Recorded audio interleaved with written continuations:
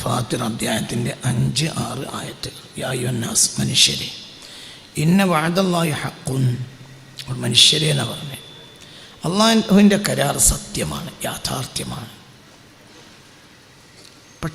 അതുകൊണ്ട് ഫലാ തഗുറന്നക്കും, ഒരിക്കലും നിങ്ങളെ വഞ്ചിക്കാതിരിക്കട്ടെ അൽ ഹയാത്തു ദുനിയ, ഐഹിക ജീവിതം. വലാ യഗുറന്നക്കും ബില്ലാഹ്, അള്ളാഹുവിനെ കൊണ്ട് നിങ്ങളെ ചതിക്കാതിരിക്കട്ടെ അൽ ഗറൂർ, അള്ളാഹുവിൻ്റെ കാര്യത്തിൽ അള്ളാഹു നിങ്ങൾക്ക് ചെയ്ത ഈ വഅദ്, ഈ കരാറ് തീർച്ചയായും സത്യമാണ് എന്ന വിഷയത്തിൽ നിങ്ങളെ ചതിക്കാതിരിക്കട്ടെ അൽ ഗറൂർ, ഏറ്റവും വലിയ ചതിയൻ, അതോ പിശാച്. ഇന്ന ശൈത്താന, തീർച്ചയായും പിശാച് ലക്കും, നിങ്ങൾക്ക് അദുവ്വൻ, ശത്രുവാണ്. ഫത്തഖിദൂഹു അദുവ്വൻ, അവനെ നിങ്ങൾ ശത്രുവായി തന്നെ കാണണം. അവൻ നിങ്ങൾക്കുള്ള ശത്രുവാണ്, അവനെ നിങ്ങൾ ശത്രുവായി തന്നെ കാണണം. ഇന്നമാ യദ്ഉ ഹിസ്ബഹു, അവൻ അവൻ്റെ ആളുകളെ ക്ഷണിക്കുന്നത് ലിയകൂനു മിൻ അസ്ഹാബിസ് സഈർ, അവർ നരകാവകാശികൾ ആകുന്നതിന് വേണ്ടി മാത്രമാണ്. അള്ളാഹു നമ്മളെ കാക്കട്ടെ. ഫാത്തിർ അധ്യായത്തിന് 5-6 ആയത്ത്. ഈ കഴിഞ്ഞ ആഴ്ച തുടങ്ങി അതിൻ്റെ ബാക്കിയാണ് ഈ പറയുന്നത്. നല്ല തല കൊടുത്ത് ചിന്തിക്കണം. ചില സുഷിരങ്ങളാണ് നോമ്പിൽ പ്രവേശിക്കുന്നതിന് മുമ്പ് ഞാൻ പറയുന്നത്. നോമ്പ് എന്നത് ഒരു നന്മയുടെ പൂക്കാലാണ്, അതേത് തിന്മയുടെ പൂക്കാലവുമാവും. നന്മയും തിന്മയും തമ്മിൽ വളരെ ചെറിയ വിടവാണ്. അത് ആഴത്തിൽ ബുദ്ധിയുള്ളവർക്ക് മാത്രമേ നന്മയും തിന്മയും മനസ്സിലാക്കാൻ കഴിയുള്ളൂ.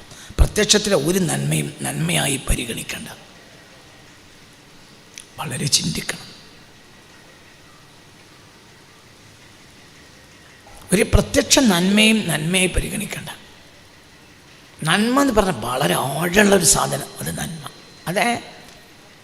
അതായത് അതിന് വളരെ ഡീപ്പായ ആഴത്തിൽ അത് നന്മയാവുക. പക്ഷെ അതിനിടയിലുള്ള ജനങ്ങളെല്ലാം അത് നന്മ നന്മ എന്ന് പറയും, അത് നന്മയാവില്ല.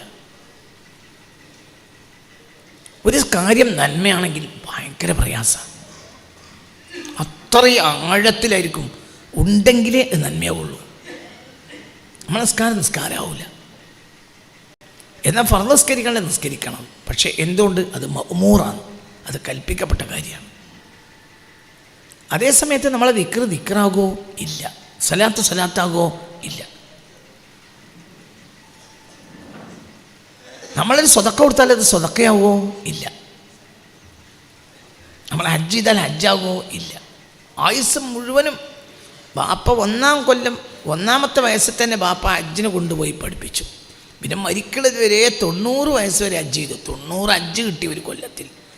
ഹജ്ജാവോ? ഇല്ല. ജനങ്ങൾക്ക് ഹജ്ജാവും, അള്ളാഹ്ക്ക് ഹജ്ജാവില്ല. ആയുസ് മുഴുവൻ സ്വതക്ക കൊടുത്താൽ സ്വതക്കയാവോ? ഇല്ല.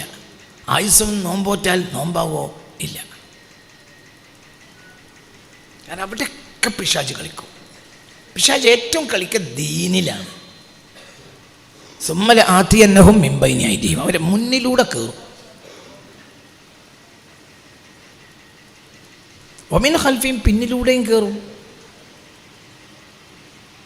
മുന്ന് ദീന് ഒരു വ്യാഖ്യാനമാണത്. മുന്നെന്നാൽ ദീന്, വേറെ വ്യാഖ്യാനമുണ്ട്. ഒരു വ്യാഖ്യാനം ഇതാണ്, മുന്നെന്ന ദീനിലൂടെ പിശാച് കയറും.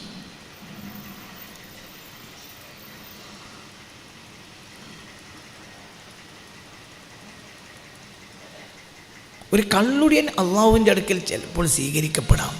അതേ സമയത്ത് രാവും പകലും നന്മ ചെയ്ത ഒരു മനുഷ്യൻ അള്ളാഹുവിൽ സ്വീകരിക്കപ്പെടാതെയും ഇരിക്കാം. അതിന് സാധ്യത വളരെ കൂടുതലാണ്. അത് കള്ളുടിക്കാൻ വേണ്ടി പറയല്ല, അങ്ങനെ തെറ്റിദ്ധരിക്കരുത്. കള്ള് കുടിച്ചവനെ പിശാചിനെ വഞ്ചിക്കാൻ ബുദ്ധിമുട്ടാണ്. കാരണം അവൻ ഒരു വഞ്ചനയിൽ അകപ്പെട്ടു, ഇനിയൊരു വഞ്ചന ഉണ്ടാവില്ല. അതേ സമയത്ത് ഒരു സാലിയ മനുഷ്യനെ പിശാചിനെ വഞ്ചിക്കാൻ 100 വഴിയാണ്. ഒന്നും അറിയാത്തൊരു നാടൻ അള്ളാൻ്റെ ആളാവും, എല്ലാം അറിയുന്നൊരു ആലിമ് ഇബ്ലീസിൻ്റെ ആളാവും. ഇത് കുഴഞ്ഞു മറിഞ്ഞ് കിടക്കുന്ന ഒരു പ്രശ്നമാണ്. ഇത് നിസ്സാരമായി കണക്കാക്കരുത്.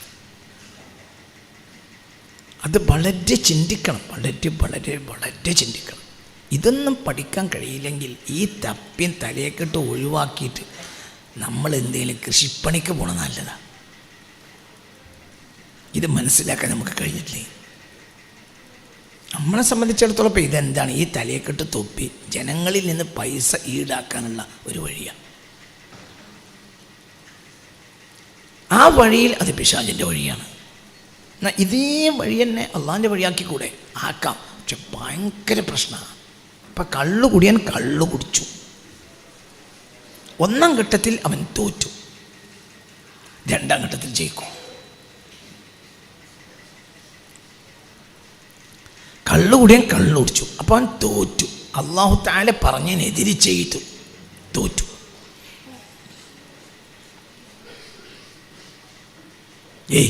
കള്ളു കുടിയാൻ കള്ളുടിച്ചു, അപ്പം തോറ്റു. ഒന്നാം ഘട്ടത്തിൽ തോറ്റു. എന്തിൽ തോറ്റു?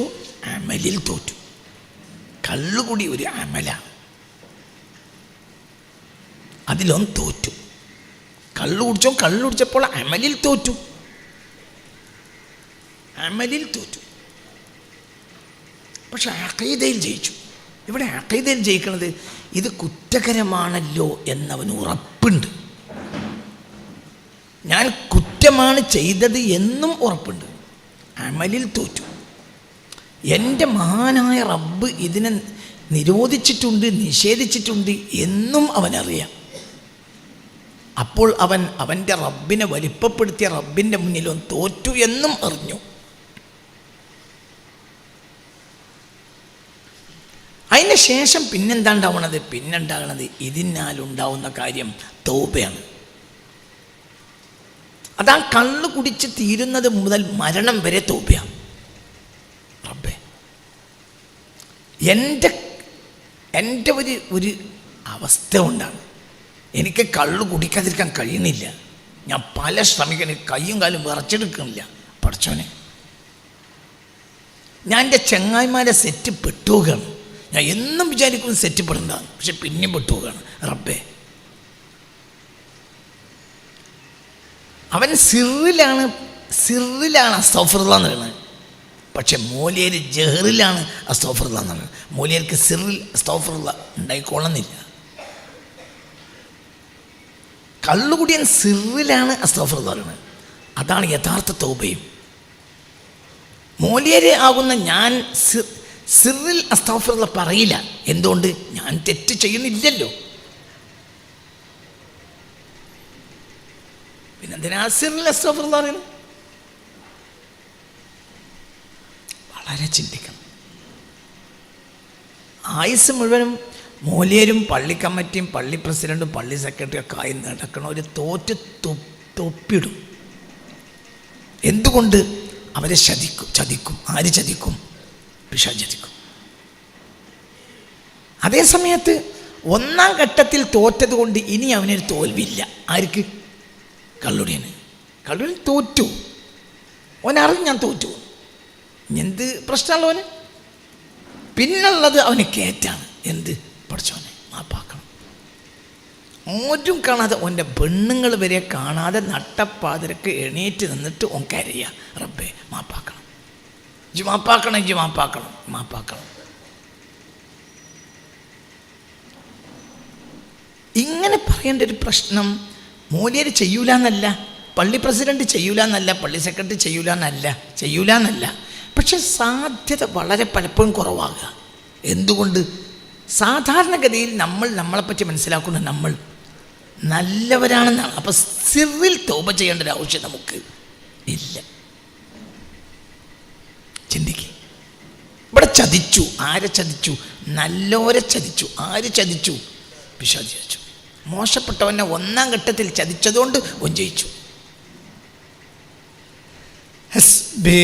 നിങ്ങളെല്ലാവരും കള്ളുടിക്കാൻ വേണ്ടി പറയല്ല, പക്ഷെ മനുഷ്യൻ തല തുറന്ന് ചിന്തിക്കണം. ജനങ്ങൾ മുന്നിൽ അംഗീകരിക്കപ്പെടുന്നവൻ മഗ്റൂറാവും, വഞ്ചിക്കപ്പെട്ടവൻ. ജനങ്ങൾ മുന്നിൽ അംഗീകരിക്കപ്പെടാത്തവൻ നാജിഹാവും, രക്ഷപ്പെട്ടവൻ. കാരണം അവൻ മദ്ഫൂഉൻ ബിൽ അബ്വാബാണ്. അവൻ വാതിൽക്കൽ നിന്ന് ആട്ടിയോടിക്കപ്പെടുന്നവനാണ്. അപ്പോൾ അവന് ഉറപ്പുണ്ട്, ഞാൻ ആ ജാതി അമുക്കായിട്ടല്ലേ എന്നെ ആട്ടിയത്, എൻ്റെ റബ്ബെ ജിന്നെ നന്നാക്കി തരണം. അതേ സമയത്ത് ഞാനിങ്ങനെ കയറി വരുമ്പോൾ നിങ്ങളെല്ലാവരും എണീറ്റുന്നു. അപ്പം ഞാൻ എൻ്റെ മനസ്സെന്താ എന്നോട് പറയാം, ഞാൻ അതിന് മാത്രം ഉണ്ടായതുകൊണ്ടല്ലേ ഓലെണീറ്റ്. അപ്പം ഞാൻ തോറ്റു. ആരോടെയും ജയിച്ചു, ഞാൻ തോറ്റു. ആരെ മുന്നിൽ തോറ്റു? അള്ളാഹുവിന് മുന്നിൽ തോറ്റു, ഞാൻ തോറ്റു. ചിന്തിക്ക്. നല്ലൊരു തോൽക്കാനുള്ള സാധ്യത 100%. മോശപ്പെട്ടവർ ജയിക്കാനുള്ള സാധ്യതയും 100%. 99 അല്ല, 100. നമ്മൾ നന്മ വാരിക്കൂട്ടാൻ ഒരുങ്ങണ കാലാണ് നോമ്പ്. അതുകൊണ്ടാണ് ഞാൻ ചില കാര്യങ്ങൾ നിങ്ങൾക്ക് പറഞ്ഞു തരുന്നത്. കഴിഞ്ഞൊല്ലം പറഞ്ഞു തന്നിട്ടുണ്ട് നോമ്പിൻ്റെ മുമ്പ് ശ്രദ്ധിക്കേണ്ടത്. നമ്മൾ മോശപ്പെട്ടവരാണെന്ന് നമ്മൾ മനസ്സിലാക്കണം.